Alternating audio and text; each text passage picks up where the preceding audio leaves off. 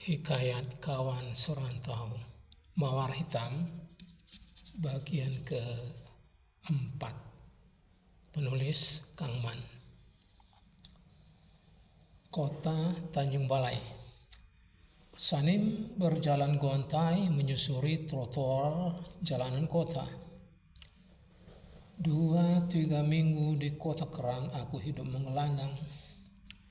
Di sebuah kios emas pinggir jalan, Sanim melego kalung mawar. Untung saja ada kubawa uang dan emas dari rumah bekas istriku untuk sekedar menopang hidup sebelum mendapat pekerjaan.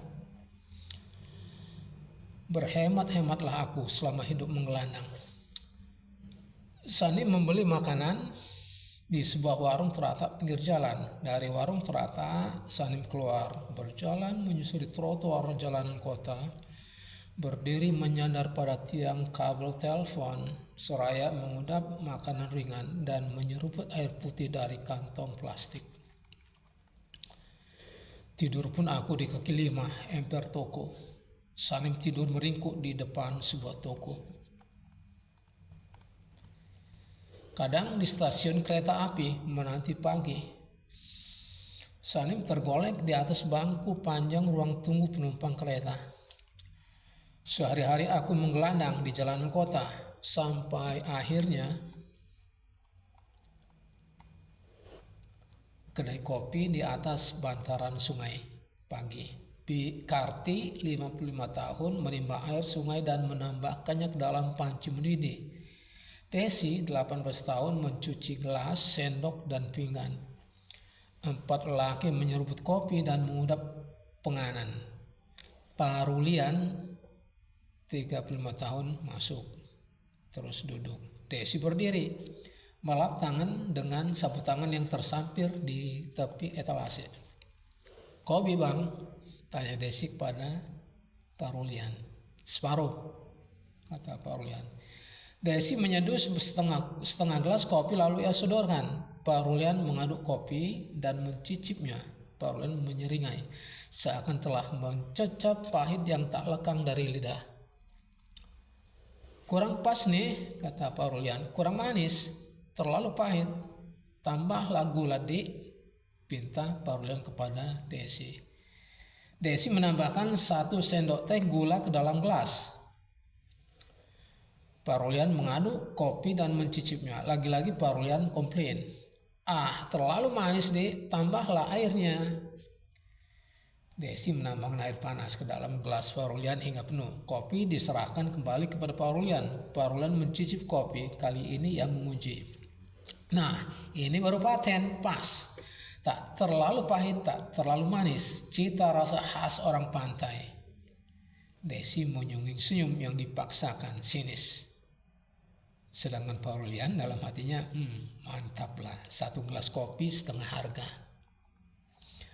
Sanim datang dari luar kedai. Kepada Sanim yang masih berdiri, Desi bertanya, "Kopi bang?"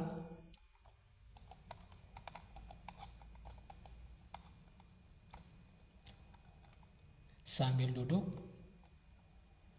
Sanim bilang, "Kopi penuh?" tanya Desi. Sanim memandang heran kepada Desi. "1 gelas bang?" tanya Desi lagi. Belum juga sempat Sanim menanggapi, Desi mengajukan pertanyaan baru. "1 atau separuh? Abang baru di sini?" "Oh ya, saya pendatang." "Oh pantas abang kurang paham dengan kebiasaan orang sini ketika memesan kopi." "Pesan kopinya 1 gelas bang." "Iya 1. Desi menyeduh 1 gelas kopi, menyerahkannya kepada Sanim. Sanim menuangkan sedikit kopi pada pinggan, mengangkat pinggan setinggi dagu agak maju ke muka, meniup-niup kopi pada pinggan dan menyeruputnya. Bi Karti, pandangan menembus kaca etalase, melihat-lihat tamu kedai. Keningnya berkerut seketika begitu melihat Sanim. Sanim celingkukan ke kiri, kanan, depan, belakang, mendongak.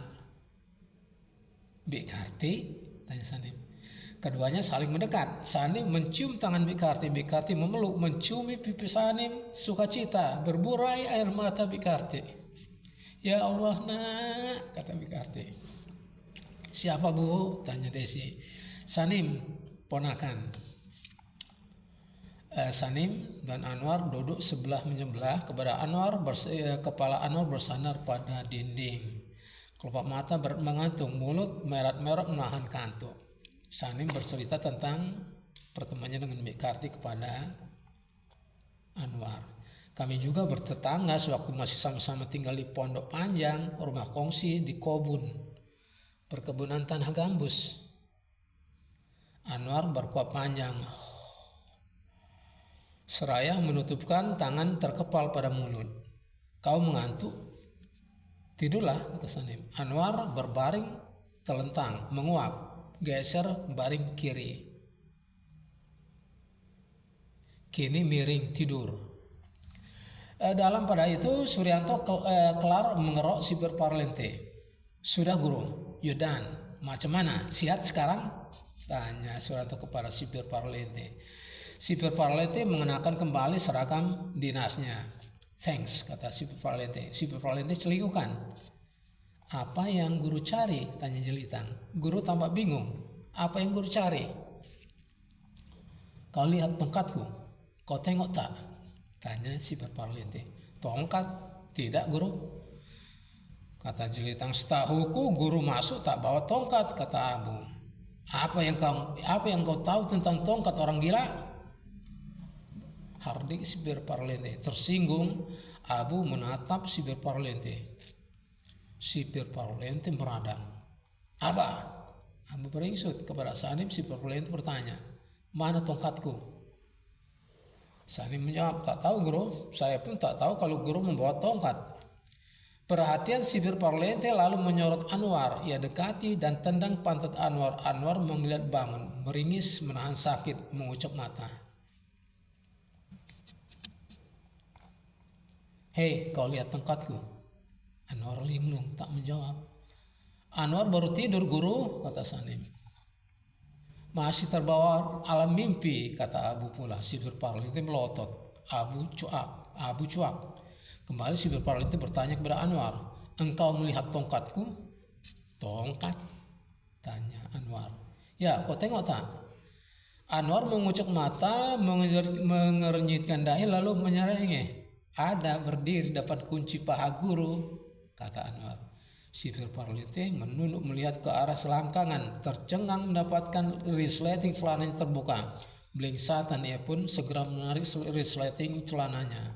Oh, apa tengok-tengok?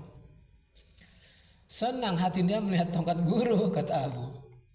Sipir Parlente melotot. Abu cuak, bercampur geli, repot menahan tawa. Sipir Parlente mondar-mandir melocok sel, mencoba mengingat-ingat. Di mana ku letak tongkatku? Sial. Anwar berkuap, tidur kembali. Sanim menerawang. Kedai kopi. Bikarti dan Sanim berbincang. Sanim kerap melirik arah sungai terutama ketika ada sampan berlalu. Bikarti memandang Sanim dengan perasaan prihatin. Apa rencanamu selanjutnya, nak? Tak tahulah, Bi. Kerja halal semakin sulit, jawab Sanim. Mau kerja di Malaysia? Sanim memandang Bikarti dengan mimik serius. Kalau mau, nanti Bibi bilang sama agen atau anak kapal yang singgah minum kopi di sini. Sanim mengangguk. Lalu Bikarti tampak memberi penjelasan kepada Sanim. Dari Bikarti ku dapat informasi selalu ada agen dan sponsor yang datang ke kedai kopi mencari orang yang mau dibawa ke Malaysia untuk bekerja. Bahkan ada agen yang sengaja datang langsung dari Malaysia. Kalau tak salah 3 hari setelah itu, dari tengah sungai sebuah sampan kecil bermesin tempel dikemudi oleh Karlan 35 tahun menepi dan ditambat di bawah kolong kedai. Dilepas oleh Desi dan Bikarti. Sanim naik sampan. Sebuah perpisahan yang sangat emosional menguras air mata Bikarti dan Desi. Sampan membawa Sanim menghilir sampai muara. Sampan belok kiri bergerak menyusuri garis pantai hingga ketika matahari telah turun, sampan mencapai sebuah kawasan hutan bakau. Di bawah kondisi cahaya langit remang-remang, Karlan membawa sampan berbelok masuk ke sebuah anak sungai pada ruang antar pepohonan bakau. Nun di hadapan sebuah perahu sampan yang lebih besar dengan hanya satu orang, Trisno 40 tahun di atasnya, tertambat pada sebuah pohon bakau di pelipir sungai. Trisno memberi aba-aba kepada Karlan untuk menepi. Sampan berhenti. Ditambat tepat di sebelah perahu. Sampan dan perahu bersinggungan spartan. Sejenak Trisno dan Karlan berbincang.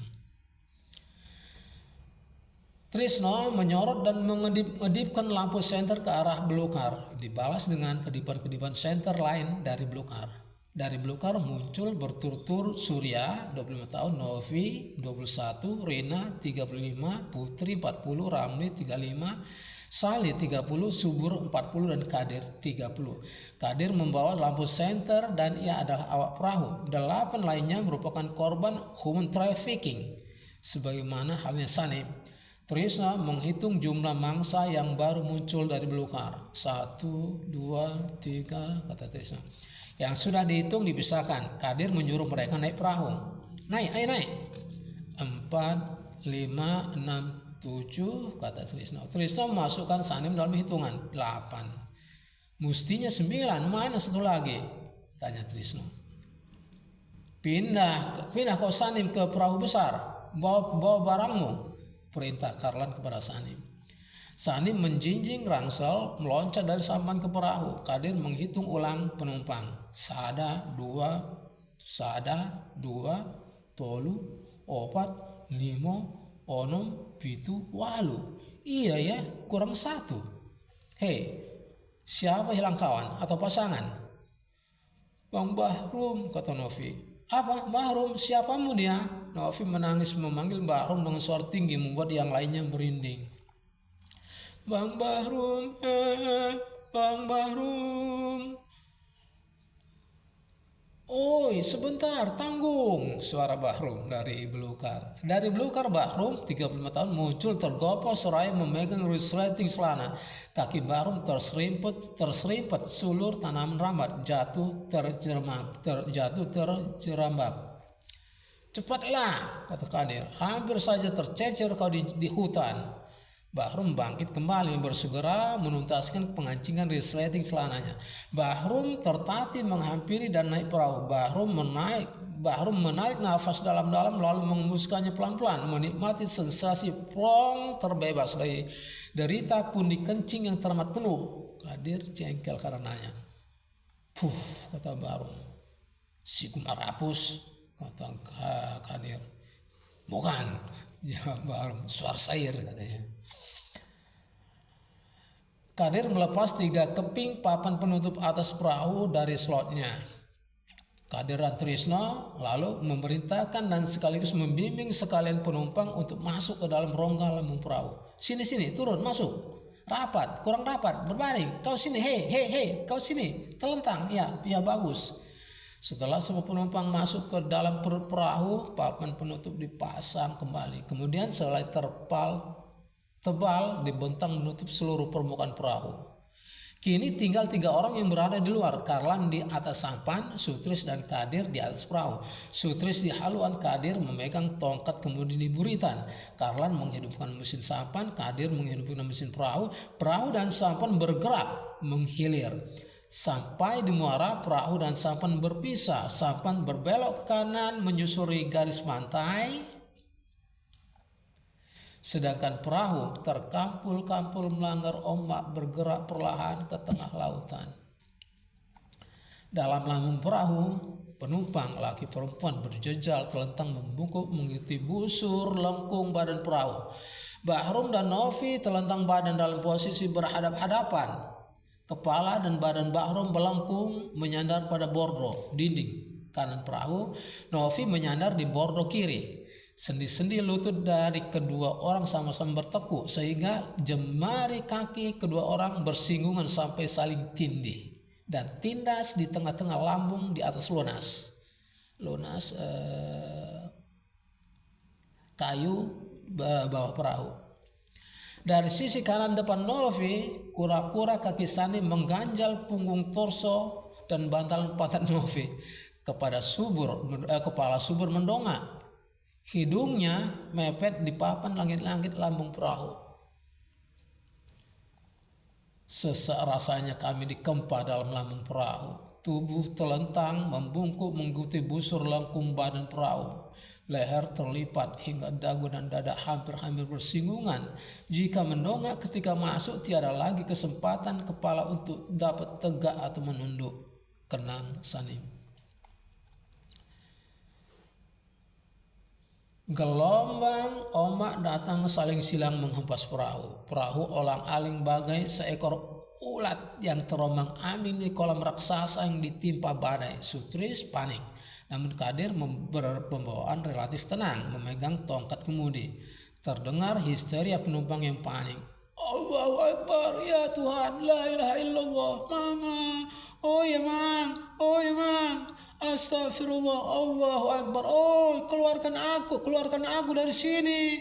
Habis kita karam, Allahu Akbar, macam-macam lah teriakan para penumpang di lambung perahu. Oi, keluarkan aku dari sini, aku mau keluar, aku mau turun, oi. Subur berteriak histeris menggedor-gedor papan penutup atas perahu yang berada tepat di atas mukanya. Gedor-gedor. Tenang, kata Kadir. Badai pasti berlalu, kata Kadir di atas perahu. Sikut Sali menohok pinggang Rina. Rina menunjukkan rasa tidak senangnya. Ia singkirkan sikut Sali. Keberanian Rina menginspirasi Bahrum. Bahrum mencabut kaki Sani yang mengganjal di pantat Novi. Dan ia hempaskan kaki itu ke samping. Sial, tumit Sani menghunjam perut Surya. Surya mengadu sengali perut. Surya menggeram kepada Bahrum. Aduh, kau. Surya melotot pada Sanim. Dibalas seringai oleh Sanim. Surya kecut hati. Di sel penjara malam hari, sipir Parlente duduk di pojok sel merenungi nasib, berceloteh sendiri. Tak ku mengerti apa yang terjadi pada diri ini. Terlupa olehku di mana ku letak dia. Tongkat, oh tongkat, di mana gerangan engkau kini berada? Ya Tuhan, andai saja ku jumpa tongkatku. Suryanto berbisik. Abu, apa? Kupu-kupu patah sayap. Kata Suryanto. Abu membolak mata, bergidik, ngeri. Dengan sangat hati-hati ia keluarkan kupu-kupu dari gayung yang menangkum. Terbanglah, pergilah ke dunia luar, dan jangan pernah kembali ke dalam sini. Jangan pula coba-coba masuk penjara lain. Salam untuk keluarga ya, kata Abu. Kupu-kupu dilepas ke jeruji ventilasi, melayang dan jatuh ke lantai. Kupu-kupu tidak bisa terbang karena patah sayap. Suryanto mengeluarkan modul dari bibit celana, modul yang sebelumnya diberikan yang dia dapat dari sipir Parlente. Sipir Parlente terkesima, ia lantas memeluk Suryanto erat-erat, membuat sesak nafas Suryanto. Sipir Parlente mencium tangan Suryanto berulang kali. Thank you brother, thanks a lot. Sipir Parlente mengembang senyum menerawang. Ia ingat meninggalkan tongkatnya tegak bersandar pada dinding tepat di bawah jeruji jendela sebuah sel. Satu tangan sipir Parlente menggapai keluar jeruji. Dengan sebuah kunci ia membuka pintu. Setelah pintu terbuka, sipir Parlente menyalami semua tahanan. Teristimewa Suryanto dengan penuh kehangatan. Semua terheran-heran. Terima kasih, sekarang saya ingat di mana saya letak tongkat itu, kata sipir Parlente. Oh, Abu melongo. Sipir Parlente keluar sel, mengunci kembali pintu besi, pergi. Suryanto membuka modul isinya tembakau. Suryanto menyebut sejumput tembakau dari modul, lalu ia berikan kepada Jelitang. Abu, dia bilang. Apa? Kau lepas kupu-kupu malang dengan damai, maka terbebas pula tamu kita dari penderitaan. Hebat kau Suryanto, bahasa Inggris jago, kau perang itu juga bisa membaca tanda alam. Ah, kau berlebihan, kata Suryanto. Laut lepas malam, gerimis angin meniup kencang. Sebuah kapal kayu lempar jangkar berhenti terkampul-kampul. 3 awak kapal, Amran 30 tahun, Edi 50, Mulia 35 tahun, siap siaga di haluan. Dari balik kabut pekat, perahu mendekat. Kadir di atas perahu menyorot dan mengedip-edipkan lampu senter bersandi ke arah kapal. Edi membalas dengan cara serupa. Sorot senter Edi mengarahkan perahu untuk merapat ke sisi kiri. Ke sisi kiri depan lambung kapal. Amran menurunkan tali tambang, jack ladder, tali tambang. Amran menurunkan tali tambang ke atas perahu. Sutris meraihnya. Sutris mengikatkan tambang kapal pada perahu. Mulia menurunkan tangga tali ke atas perahu. Kadir menyibak terpal penutup perahu. Mulia bertanya dari atas kapal. Sadia sudah lah Berapa semuanya kawan? 9. Ketibung debur ombak menghantam menendang kapal dan perahu. Gedebak-gedebuk kapal dan perahu bersinggungan Spartan, mengakibatkan perahu bergoyang lumayan kencang. Daplek. Kadir membuka 2 keping papan tutup atas perahu, memerintahkan sekalian penumpang keluar dari lambung perahu. Ayo keluar. Satu persatu, Putri, Rina, Sanim, Ramli, Surya, Sali, Subur, Novi, Bahrum keluar dari lambung perahu. Subur ngolet, menggeliat, meregang-regang sekujur tubuh untuk meredakan trauma di punggung, leher, dan tungkai. Subur membunyi-bunyikan setiap sendi jari di tangan dan kaki, bahkan siku dan lutut juga tulang belakang. Sudah sampai mas? Tanya Putri. Apa? Sampai? Belum, jawab Sutris. Masih lama? Tanya Putri. Sutris tak menjawab. Demikian pula yang lain, tak ada yang sudi menjawab. Sutris dan Mulia mengarahkan penumpang perahu untuk naik ke atas kapal lewat tangga tali. Ayo naik, lihat, cepat, lihat. Barang-barang kami lah, tanya Sanim. Nanti naik saja, kata Kadir. Naik ke kapal berturut-turut Novi, Bahrum, Sali, Ramli. Ketika menanjaki tangga tali, kaki Ramli tergelincir dan terjerat. Awas, kata Mulia, hati-hati licin. Ramli lontang-lanting tergantung di tangga tali. Bersusah payah Sutris, Kadir, dan Sani membantunya lepas dari jeratan. Ramli diturunkan kembali ke perahu. Ramli stres, butuh waktu untuk memulihkan kesadarannya. Kadir melempar-lemparkan tas, rangsel, dan kardus bawaan penumpang ke atas kepada Said 28 tahun dan Iswan 40 tahun yang mendadahnya di kapal. Edi menyuruh kepada penumpang yang masih di perahu untuk pindah ke kapal. Ayo naik, awas. Putri, Rina, Salim, Surya, Rami berturut menanjaki tali tangga naik ke atas kapal, sedangkan Subur masih merentang-rentang badan. Kadir menegurnya. Hei, cepat naik, banyak cengkonek kali kau ini, kata Kadir kepada Subur. Subur gemetaran menaiki tangga tali, pindah ke kapal. Dari kapal Mulia turun ke perahu, berbincang dengan Sutris. Mulia menyerahkan setepek uang kepada Sutris. Setelah bersalaman dengan Sutris dan Kadir, kembali Mulia naik kapal. Kadir melepas tambang kapal yang terikat di perahu. Edi menarik tangga tali ke atas kapal. Tambang dan tangga tali digulung dan dilipat. Tinggal di perahu adalah Sutris di haluan dan Kadir di buritan. Kadir membawa perahu bertolak meninggalkan kapal. Kapal mengangkat jangkar, bergerak melanjutkan pelayaran.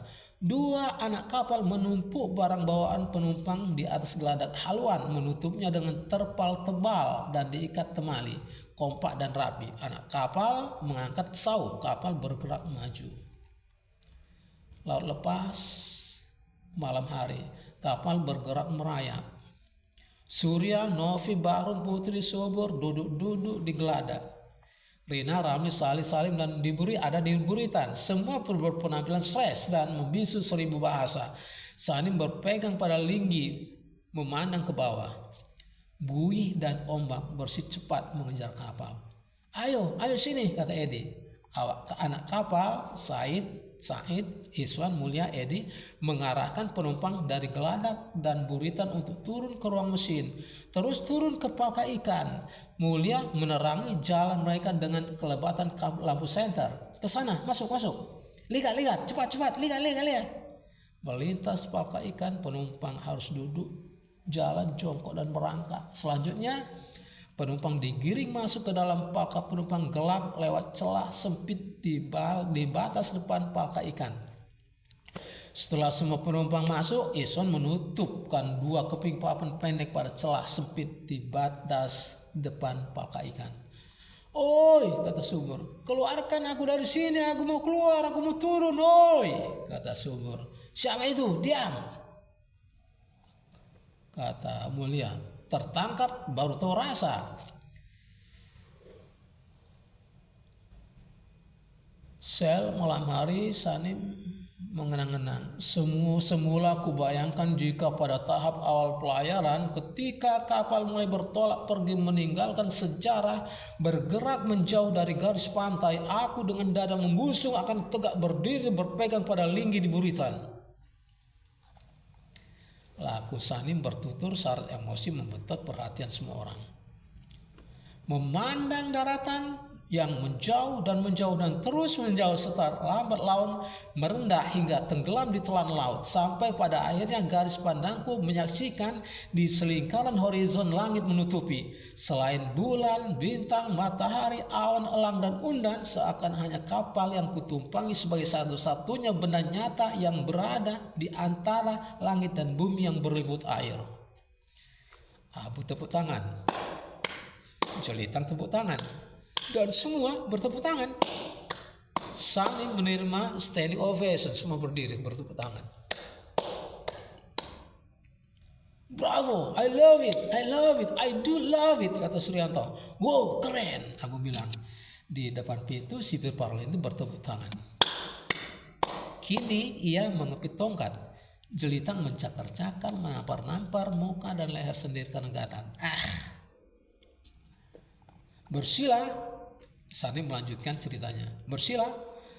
Tak bisa, kami duduk berdesakan, berhimpit tak berjarak, terduduk badan membungkuk, kepala menunduk, kaki terlipat, lutut bertekuk dengan satu tangan memegang erat pergelangan satu tangan lainnya atau jari jemari kedua belah tangan saling mencengkeling sehingga menekap kedua belah tungkai kaki. Begitu rapatnya kami sampai nyata aku rasakan denyut nadi serta tarikan dan hembusan nafas penumpang di sebelahku. Tertutup rapat dan gelap, tiada lampu penerang. Kualitas udara palka penumpang sangat buruk, nyaris tak ada sirkulasi bayu. Angin masuk hanya dari celah-celah sempit papan penutup, pengap dan lembab dengan bau yang sangat kukenal. Amis darah ikan membusuk yang memusing kepala, perengus, mambu 7 rupa. Begitu pekat malah bau amis itu sehingga ketika seseorang penumpang melepas angin anal dengan intensitas tinggi pun aromanya tidak lagi begitu kentara bertambah. Karena indera penciuman dari semua penghirup udara yang sama saat itu telah berada pada titik jenuh sehingga tidak punya daya ekstra untuk menanggapi secara berbeda perubahan kualitas udara sebelum dan sesudah. Kubuktikan itu.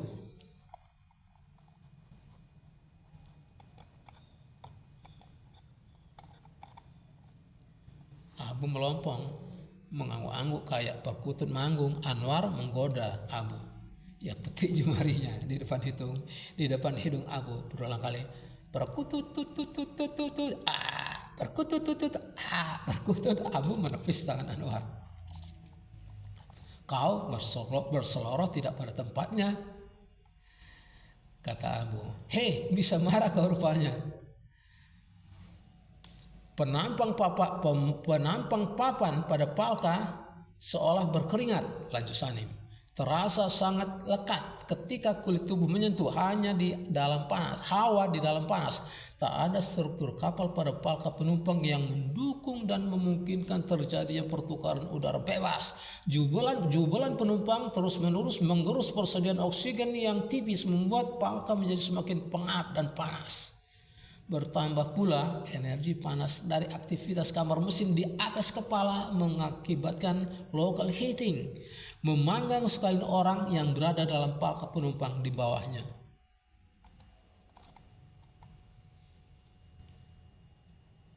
Bak kata terkurung dalam tempurung yang ditimpa kemarau panjang, bernafas kami jadi susah, lambat dan berat.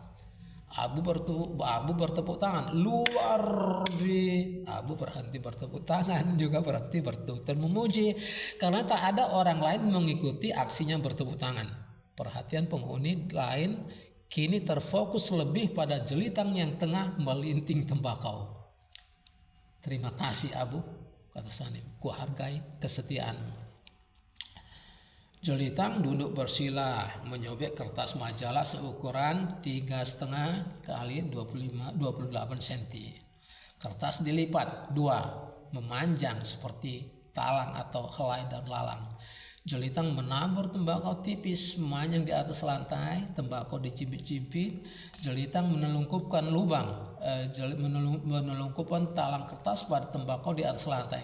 Ditekan dengan 2 jari telunjuk dan 2 ibu jari dibalik sehingga tembakau berada di atas kertas. Sambil terus bekerja, Jelitang meroceh. Dengan ibu jari dan telunjuk, kata Jelitang, remah tembakau yang tak terangkat dan masih tersisa di lantai dipungut dan diletakkan ke atas kertas, menyertai bagian lainnya yang telah terlebih dahulu terangkat. Ilmu meracik tidak berguna karena memang tak ada racikan, semua abu. Semua abu, all is tobacco. Jadi abu juga berarti tembakau. Dengan hati-hati dan penuh perasaan, tembakau beralas.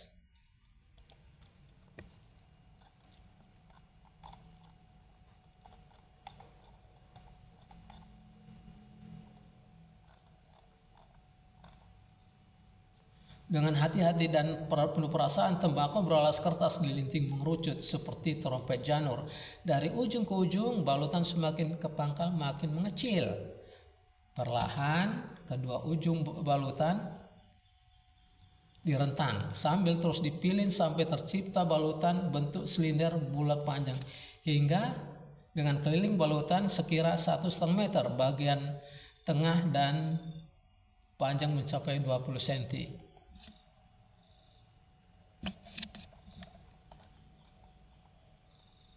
Sentuhan akhir, kata Jelitang pula, menjadikan balutan seperti menjadi sebesar dan sepanjang jerami padi siap panen. Super light and extra long, mahakarya Bumi Putra. Puh! Jelitang menampar-nampar, mencakar-cakar muka, leher dan kepala sendiri karena gatal. Berdesah.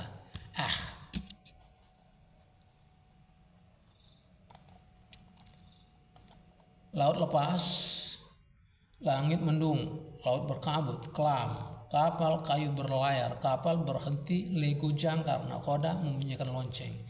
Dari balik kabut sebuah perahu motor dengan 2 awak, Tekong Hadi, 40 tahun, di haluan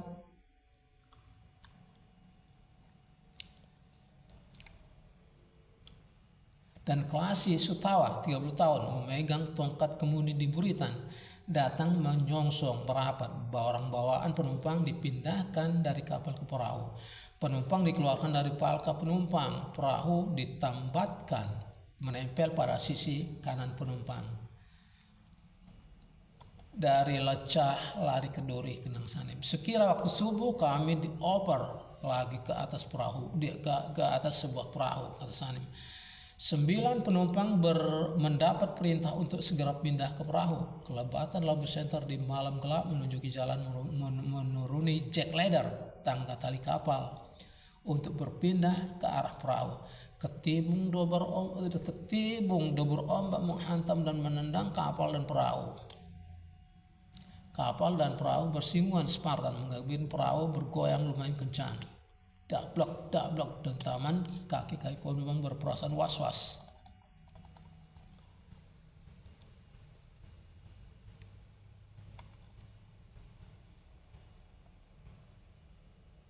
Yang berloncatan dari kapal kan membuat perahu bergoncang lebih kencang. Setelah ke-9 penumpang gelap berikut barang bawaan mereka pindah ke atas perahu, kapal angkat jangkar pergi meninggalkan perahu. Berlatar langit mendung disertai halilintar yang menampar zigzag bersecepat menghunjam kaki langit. Pada perahu, 9 penumpang satu persatu dipasak ke dalam lambung perahu. Setelah semua masuk, papan dan terpal penutup dipasang. Kini tinggal 2 orang yang tampak di atas perahu, Tekong, Hadi, dan Kelasi Sutawa. Hujan deras turun tiba-tiba langit. Angin bertiup kencang. Perahu bergerak lontang-lanting menerjang ombak di bawah siraman hujan lebat dan angin yang meniup kencang. Sel penjara, Jelitang, Anwar, Suryanto, dan Abu berkumpul jongkok dan nunduk dalam formasi tapal kuda. Abu mengenakan baju, yang lainnya bertelanjang dada. Mereka santing, bergilir menghisap abu. Bergilir menghisap tembakau. Kongsi, berbagi. Sebalut tembakau dihisap bergantian.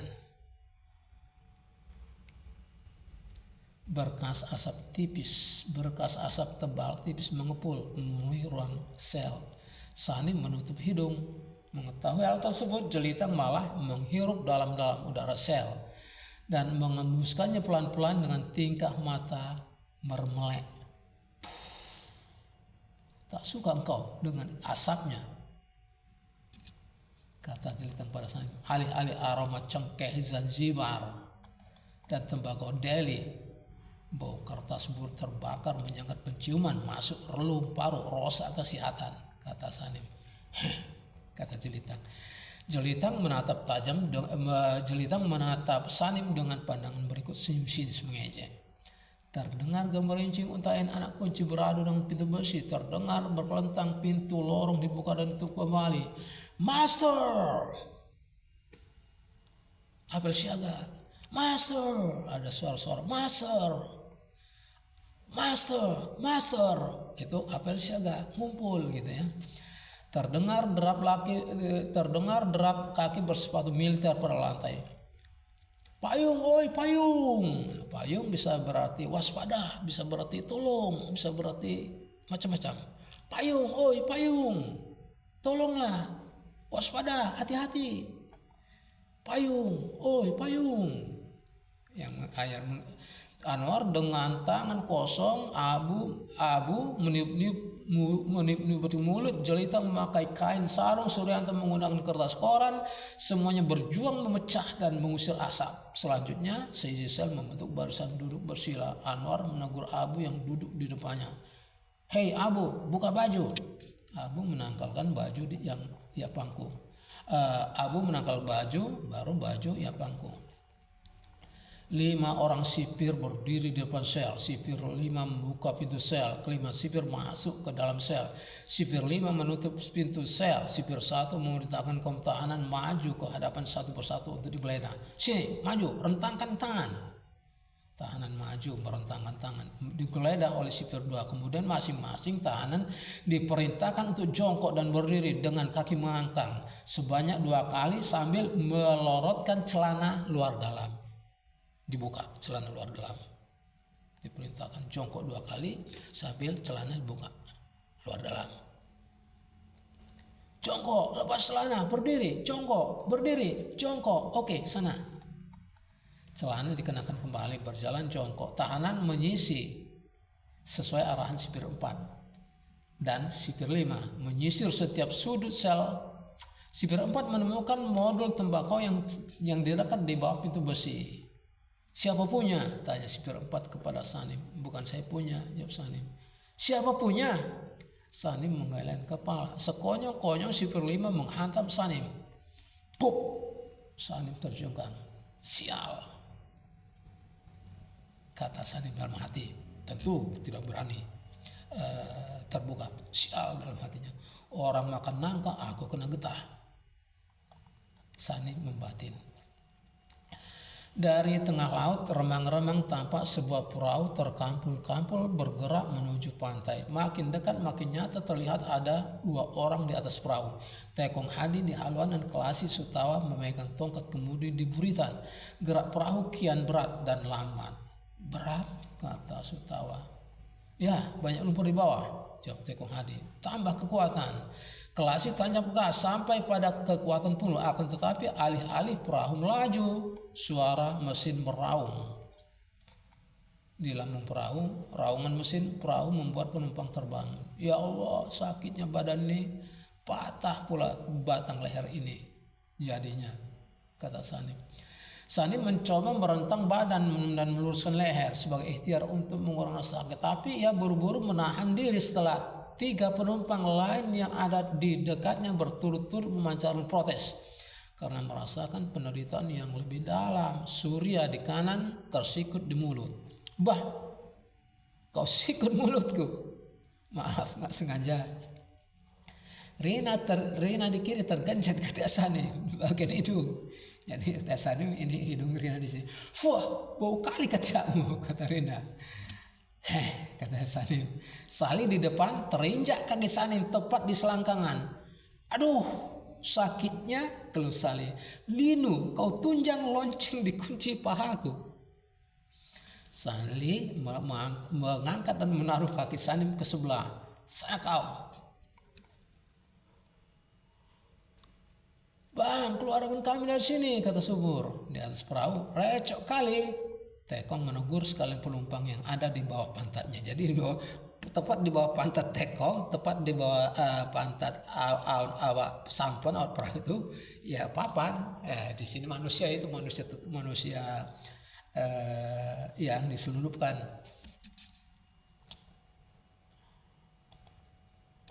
Perahu tak lagi mampu bergerak maju pada posisi sekira 100 meter dari bibir pantai. Kandas, kata Kelasi Sutawa. Kembali ke atas Kelasi tancap gas sampai pada kekuatan penuh, akan tetapi alih-alih perahu melaju, suara mesin meraung, massa lumpur dan samudera menghambat laju perahu. Gerakan perahu sangatlah berat dan lambat.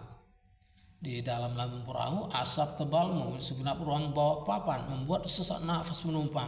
Batuk menjetis di sana sini.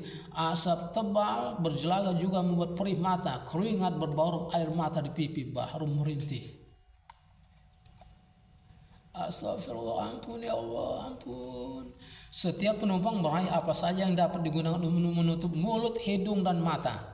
Di atas perahu, Tekong memerintahkan kepada Kelasi, matikan mesin. Bang, keluarkanlah kami dari sini, kata Subur di lambung perahu. Kelasi matikan mesin perahu. Bang, keluarkanlah kami dari sini, kata Subur pula. Sabarlah sikit, kata Kelasi Sutawa. Tekong menyimak terpal, membuka 3 keping papan atas. Keluarlah kalian semua. Alhamdulillah, kata Putri.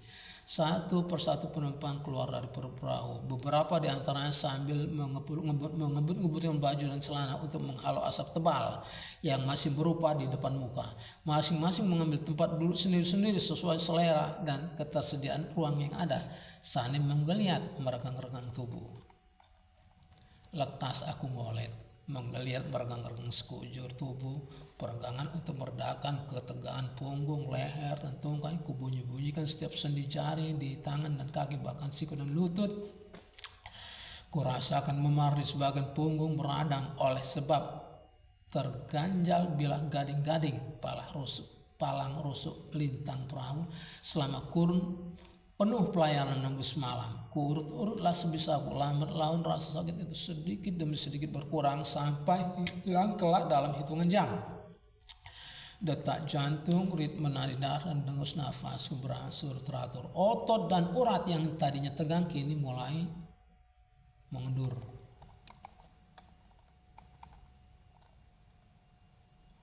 Subur bertahan duduk di dalam perahu. Kelasi menegurnya. Hei, keluarlah. Bukankah engkau tadi teriak-teriak ingin keluar? Keluarlah. Subur tak menanggapi.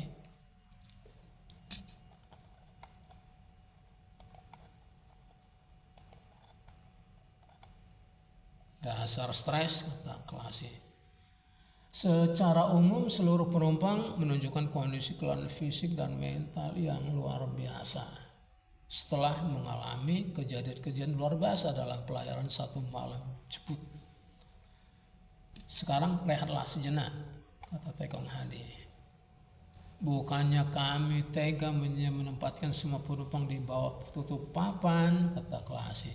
Terpaksa kami lakukan. Sebetulnya kami tak sampai hati, tapi lebih tak sampai hati lagi tapi lebih tak sampai hati lagi kami kalau kalian tertangkap. Di dalam sel penjara, Suryanto bertenggek BAB, buang air besar di lapak kakus. Wajah cemberut mengejan, tangan mengurut-urut punggung. Di dalam sel, Sanim duduk melamun merenungkan nasib untung di badan. Abu tidur menjerangkang, telentang dengan kedua kaki menyandar tinggi di dinding. Anwar tidur dengan mulut membuka dan menutup. Mendengkur. Jelitang tidur meracau dalam suara berat. Seraya meludah-ludah, menampar-nampar pipi, mengeruk leher, punggung, pinggang, pantat, kaki, kerap berdesak. Sanim terjaga dari lamunan. Ketika 2 orang sipir membuka pintu dan memasukkan Rojak, 36 tahun, pesakitan baru. Abu yang tengah pulas-pulas tidur pun terjaga, lalu duduk. Terdengar air berkecibak. Tak lama berselang Suryanto kembali dari kamar mandi. Rojak masuk, pintu ditutup dan dikunci kembali. Kedua sipir segera pergi. Suryanto, kata Abu.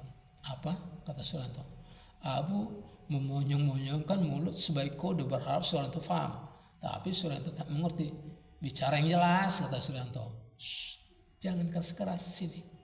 Apa? Kata Suryanto. Kupu-kupu patah sayap, kata Abu. Ada apa rupanya? Kan sudah kau lepas. Bukan itu maksudku, kata Abu. Apa? Kata Suryanto.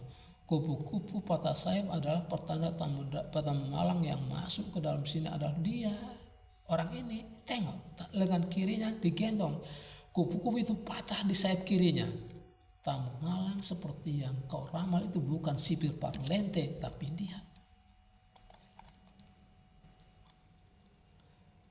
Rojak berdiri dekat pintu mengelus-eluskan jari jemari tangan kanan pada lengan kiri yang bengkak dan dibebat perban. Rojak menyeringai bak kuda renggong, bak kuda renggong, kuda penari khas Sumedang. Payah menahan sakit, tangan memar dan bengkak karena patah tulang di pangkal lengan. Tangan yang sakit itu digendong, baju yang dikenakannya disodet. Disodet dipotong pada bagian kiri depan dari dada sampai dengan ujung lengan, karena lengan yang dibebat tak dapat masuk lewat lengan baju normal. Oh, jawab Suryanto. Menanggapi komentar Abu. Kok cuma oh, kata Abu. Apa mesti ku bilang atau seperti laku jelitang yang kerap mencakar-cakar leher, kata Suryanto. Suryanto menyuruh Rojak agar merapat. Sini, duduk sini, ayo. Kepada Abu, geser kau Abu. Abu bergeser, Rojak duduk. Sakit, tanya Suryanto. Meringis. Ya sakit, ya gatal. Juga bau, kata Abu. Hus. Suryanto menegur Abu. Kain kasa pembalut lengan patah itu telah sangat kumal dan gatal berbau. Benang-benang pakan di ujung dan benang-benang lungsin di pinggir banyak yang telah berlepasan. Sanim merapat. Itu tangan terkilir, tanya Sanim. Patah di sini pangkal lengan, patah tulang, pecah, kata Rojak. Sudah lama? Tanya Abu. Ada 3 minggu. Kembali Abu menjerangkang, telentang badan dengan kaki terangkat bersandar pada dinding. Pandangan menatap langit-langit sel. Pikiran kosong.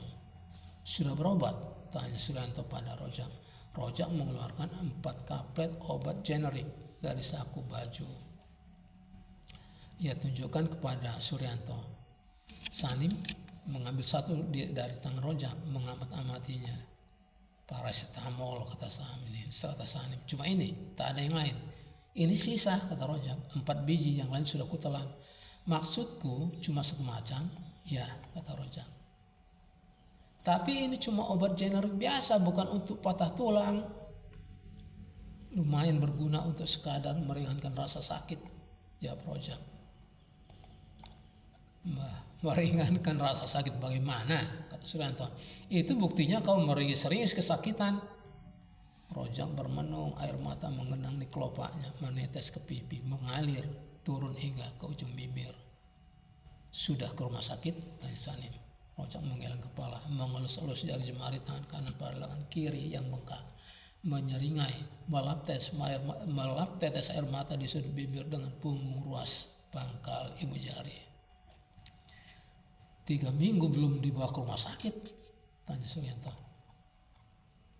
Kurasa kau memerlukan perawatan yang lebih dari sekedar secarik perban pembalut dan beberapa butir paracetamol, kata Sanim. Abu berkomentar dalam posisi menjerangkang. Kain kasa pembalut telah sangat kumal berbau, pasti gatal. Benang-benang pakan di ujung dan benang-benang lungsin di pinggirnya banyak yang telah lepas tercerabut.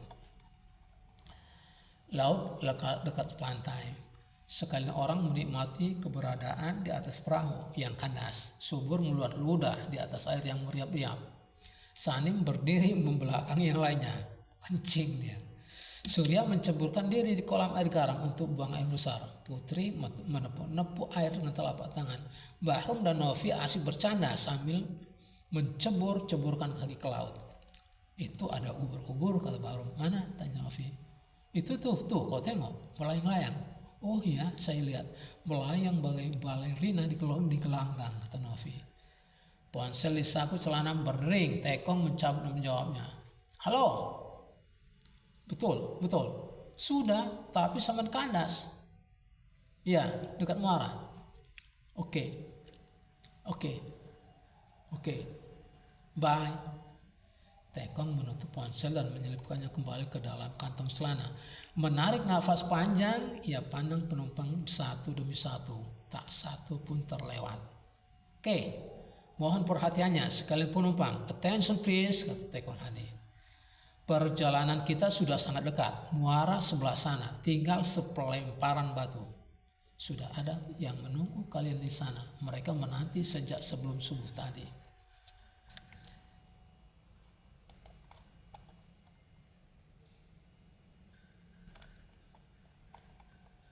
Tekong memberi arahan kepada Klasi. Coba jelaskan kepada mereka. Begini, kata Klasi. Seperti yang kita tahu, perahu kandas. Kandas karena tak sanggup menanggung beban yang teramat berat. Bayangkan kita semua ada 11. Perahu ini terlalu kecil untuk dapat membawa kita ke pantai. Yang ingin saya katakan adalah untuk mencapai pantai yang jaraknya sudah sangat dekat ini, kalian harus berenang. Pucat pasi Burhan. Perubahan sikap Burhan tertangkap mata Sanim. Apakah tidak sebaiknya kita tunggu sampai tinggi air pasang sehingga tak perlu lagi ada yang harus berenang? Tanya Sanim kepada awak perahu. Klasi terdiam, berpikir keras mencari-cari jawaban. Kembali Tekong masuk dalam perundingan. Betul, air pasang yang tinggi dapat mengantar perahu sampai ke tepi sehingga tak perlu lagi seorang pun di antara kalian yang harus berenang. Betul kan yang kubilang? Kata Sanim. Tapi, kata Tekong Hadi, sebagian orang tidak memperhatikan. Tekong berhenti bicara menunggu. Oi, perhatikan oi, kata Sali menegur teman-temannya. Suasana berangsur tenang. Kita sudah tak ada waktu. Menunggu air pasang itu artinya kita harus ada di sini lebih lama lagi. Makin cepat kalian sampai ke pantai itu makin baik buat kalian. Tapi aku tak bisa berenang. Pernyataan Bahrum serta-merta membuat semua orang tercengang. Kau pasti tipu-tipu. Kau pasti berdusta, kata Surya. Apa aku gak salah dengar? Kata Sanim. Bahrum menggeleng kepala, ketar-ketir. Betul, aku tak bisa berenang. Itu perkara mudah, kata Klasi Sutawa.